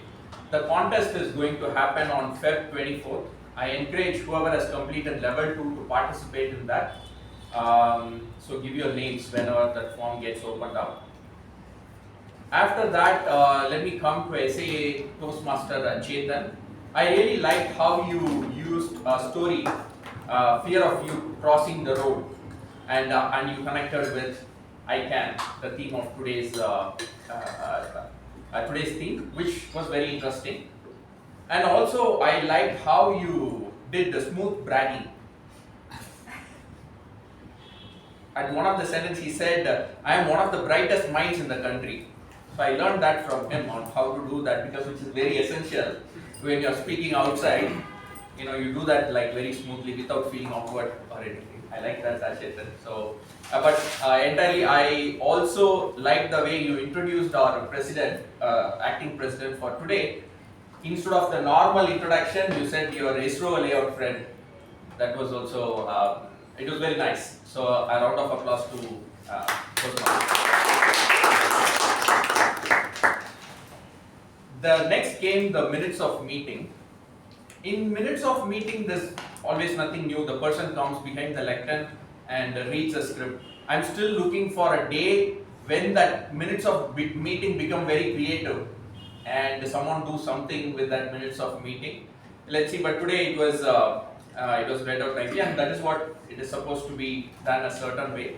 Maybe because of the facts and everything, sometimes all of that goes above our head, right? And we just wake up when the president asks, "Is there any change to that?" Then everybody wakes up and then say no. Alright, now our president's speech, I should not be evaluating much, but I just wanted to say that you gave a very nice story today, and with a little bit of change here and there, this could be like an ISC speech that you can deliver. For example, there was a sentence where you said like a girl who ran from stage and things like that, like you wanted, it was like a humorous punchline, right? So you can work on certain areas like that, and suspense when you had like you were standing on stage with 2,000 people in the audience. So you can make those parts interesting and you can develop as an entire speech. Before I evaluate Toastmaster of the day, let me first call upon the evaluator, the first evaluator, Toastmaster Gajendra, to give his feedback.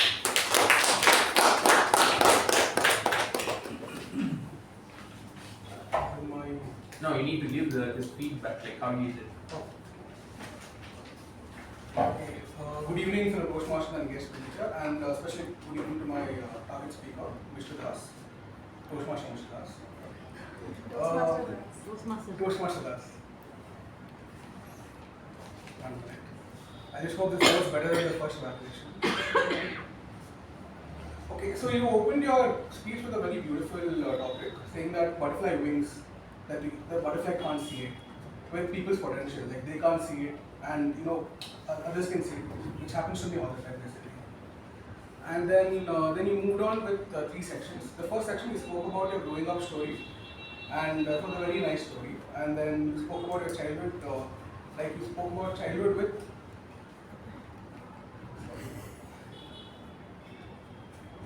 Yeah, and you spoke about how your bliss childhood was, like you got to see all through television shows.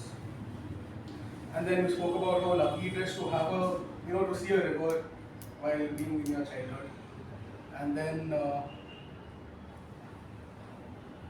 okay.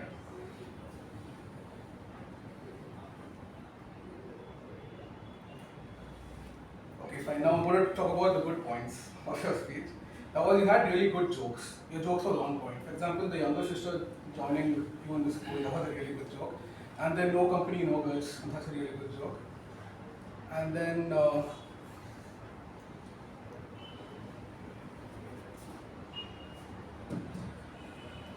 you had a really good philosophical take on in your speech, saying that marks don't matter in a long term, which I take very personally. And then determination is basic human need that needs to be having. Okay. And then some things you can work on was that your eye contact was mainly faced towards this side of the room. You can talk to everyone as well. And then you can give a little bit more information as well.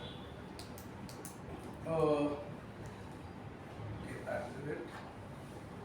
I think that's it. You did a good job. Thank you.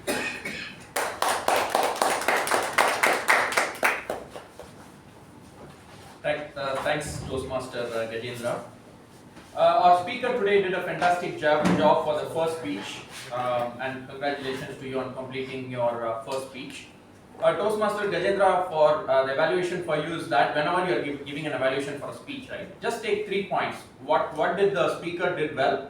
3 points from that. And where the speaker can improve, 3 points around that. And today's education session, you might have seen these different things like content, body language, voice modulation, pacing. So you based on that category, you say, okay, you did here well, your flow was good, your storytelling was good, and your pacing was nice, something like that. And then you talk about the areas that you can improve on. That's all. Be clear, 3 points what you did well, and 3 points where you can improve on.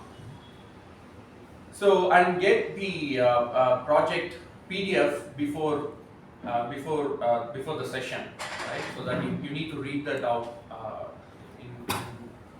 during the club, in the club. So I think you didn't get that. I did. Okay. Alright, so this is for everyone, whoever is new to this process of evaluation. You need to get that PDF and then read it through, like what is the purpose of that particular project. Today, his speech is icebreaker. And the next project is about the purpose of speaking. So there are like different topics. So you need to read through so that the audience know which project he is pursuing. Alright. The next one, I would like to thank DTM Kishore for such a great educational session.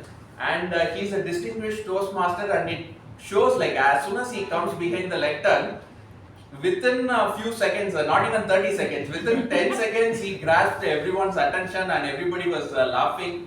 And humor is a way to connect with the audience immediately, and he did that fantastically well. So thank you, and thank you for all the insights that you have provided in speech crafting. I'm sure like all of us will take that and incorporate in the speech. And I want everyone to participate in that ISC speech as well. Because it is not about winning or losing, it is about the learning, right? Learning that you go through that. Before Toastmasters, I never spoke as 700 to 800 words without looking at notes and things like that. But this gives you an opportunity to learn, work on clarifying your thoughts, what you want to say, and which works, which don't work. So all these learnings that happens in an ISC speech. So thank you, DTM Kishore, on that. And so it's again throughout your entire session, it was very humorous and it was very engaging as well. Big round of applause to DTM.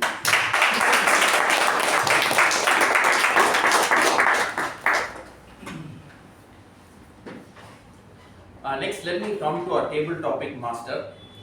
So Toastmaster Jyothi, first she introduced what is a table topic session. It was straightforward. She introduced that, and then she started calling people for the table topics.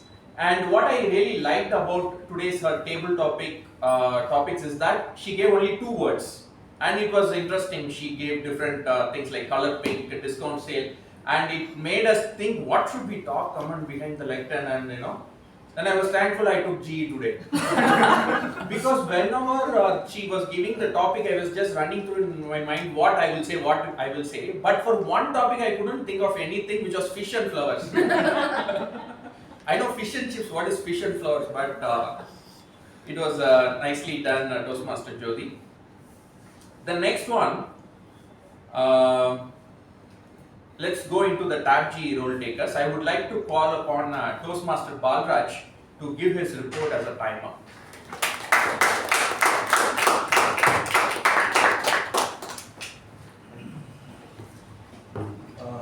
Good evening, fellow Toastmasters and guests.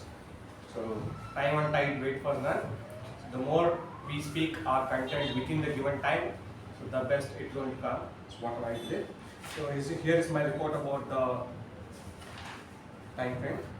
So prepared speech.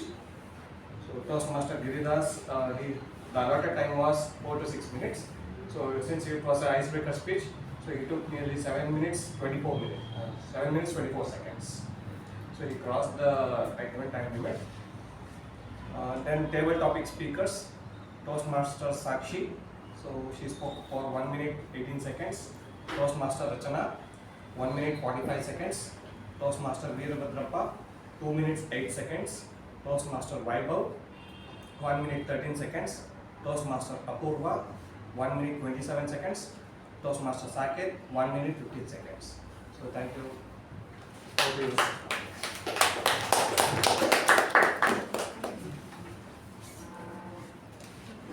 Thank you, Toastmaster Balraj. You will need to also time the table topic master and my time as well. So you have taken this role for the first time and you explained your role very well. So a round of applause to Toastmaster Balraj. Next, I would like to call upon Toastmaster Latha to provide her report as an outcome topic.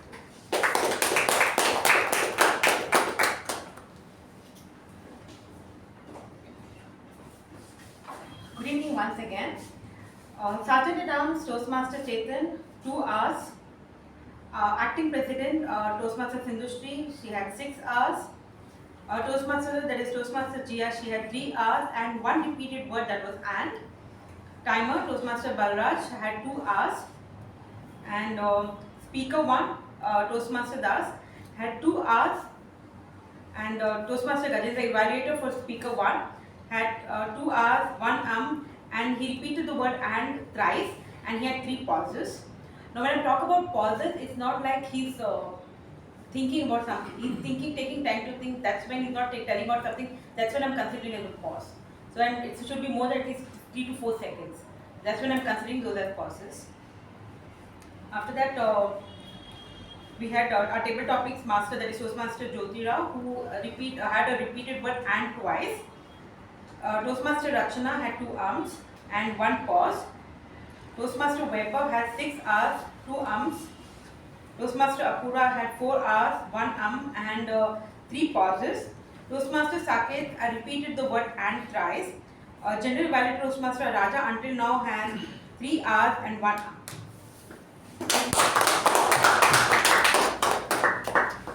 I've really improved. I used to have like 20 hours and 5 now only 3. Toastmaster Latha, you did good. The only area that you can improve upon is whenever you're taking the role, you can add a phrase or something that goes along with it to be a little bit more creative. For example, when Toastmaster Shiva talked about Grammarian, he talked about Shashi Tharoor, and then he brought in the Grammarian role. Something creative we can do.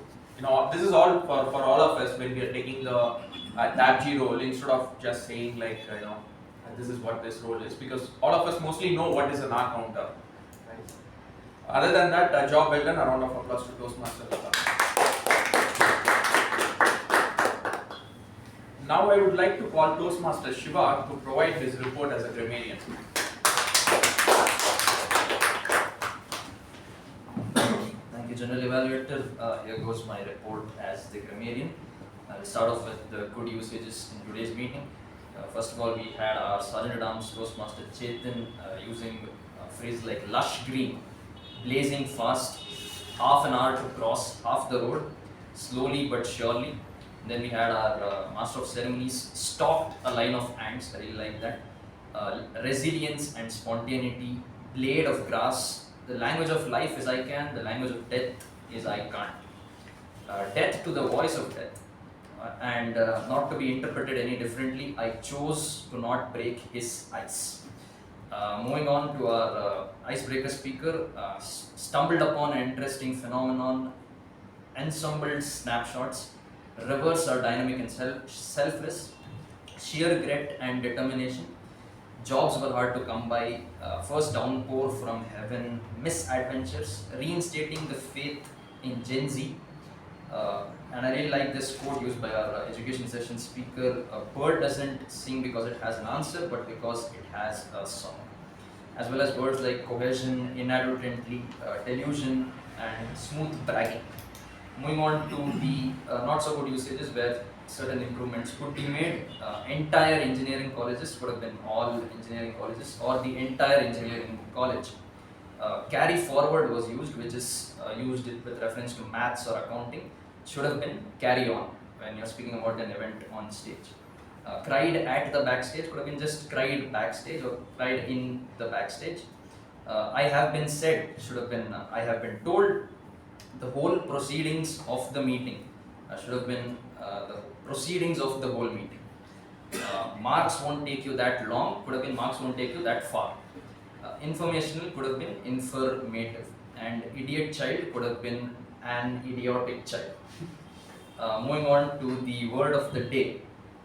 Today was you could say a quintessential example of what happens when the word of the day is a bit too long. People don't end up using it. It was only used by a couple of people, our Master of Ceremonies, Toastmaster Jia, and our Grammarian, Toastmaster Shiva. With that, I conclude my report.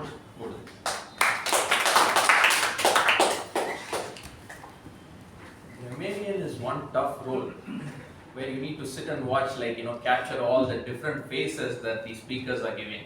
A job well done by Toastmaster Shiva. A round of applause. No.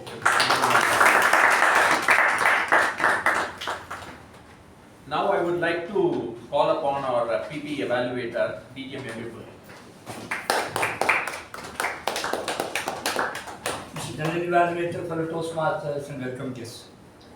Our club has always been maintaining very high standards of business etiquettes, and today's meeting was no different.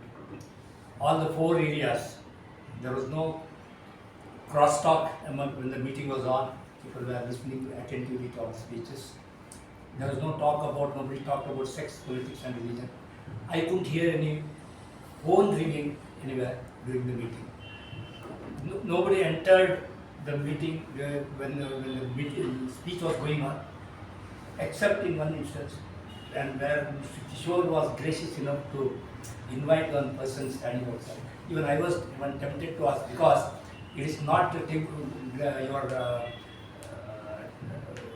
is it called?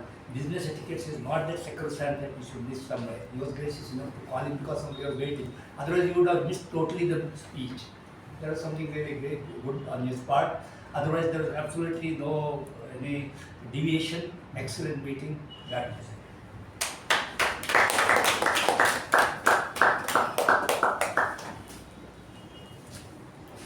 All right, now let me give the evaluation for our Toastmaster of the Day, Toastmaster Jia.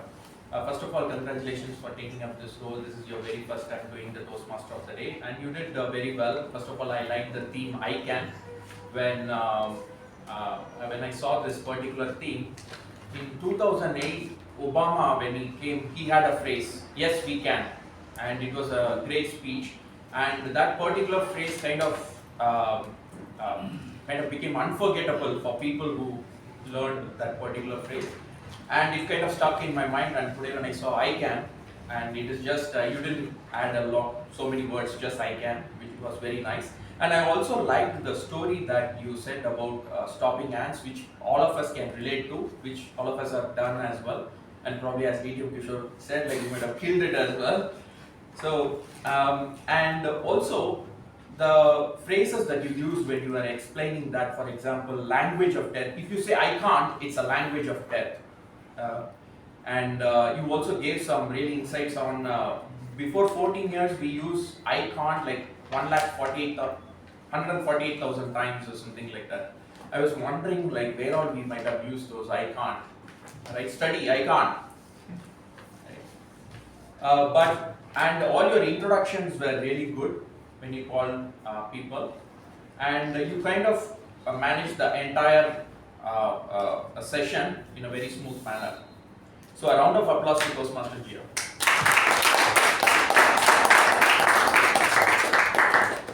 So with that, I think you'll need to vote, and I'll give it back to Toastmaster of the Day. Thank you, Toastmaster Raja, for your constructive feedback. I hope everyone enjoyed the meeting. Yes. So with that, I'll give it back to our acting president, Toastmaster Snehal.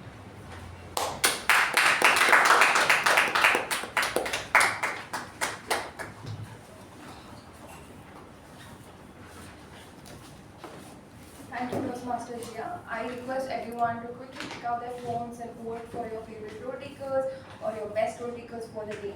And until we do that, one thing that I have to really share is we had wonderful education session by DTM Kishore sir. And I must say, when I'm standing here and I'm getting to hear all our members are very happy about the content that you share.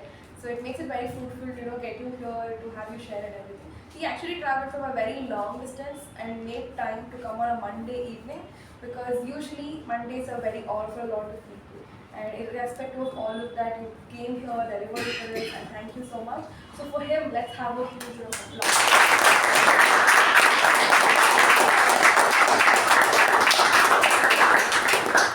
I request everyone to take this as an inspiration and give your names for ISC, especially when our contest chair and chief judge reaches out to you and fill out the form. Don't shy away, don't wait for the extra push, and I'm pretty sure you've got all the motivation you need from our education session speaker for the day.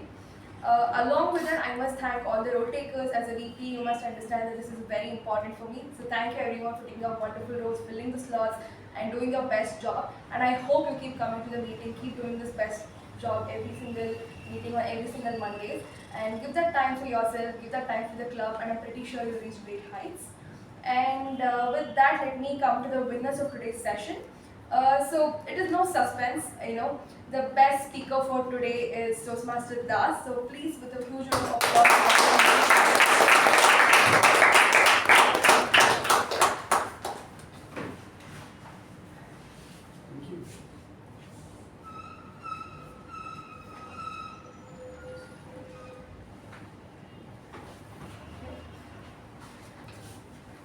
Does anybody need any guesses on who won the best evaluator for the day? With huge round of applause, please welcome Toastmaster Gajendra.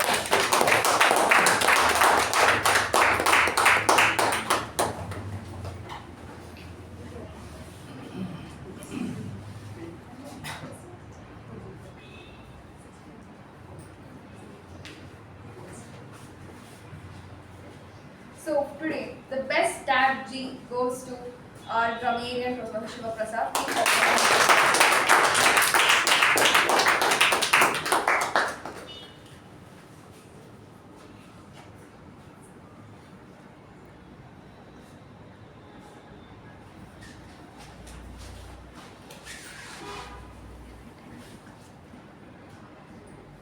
So any guesses on who is the best MTG for the day? I think the vote goes to the best MTG for the day is our Toastmasters Jia. Please welcome her.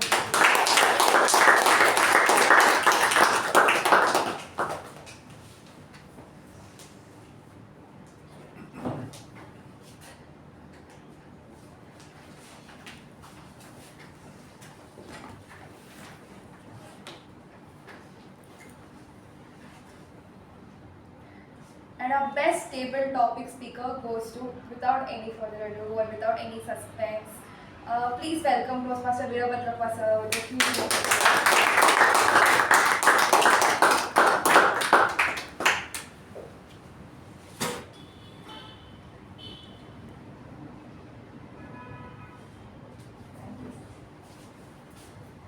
I think we have come to the end of today's meeting, and I hope all of you had a wonderful time. And I'll close the meeting number 1304, and let's close it with the national anthem.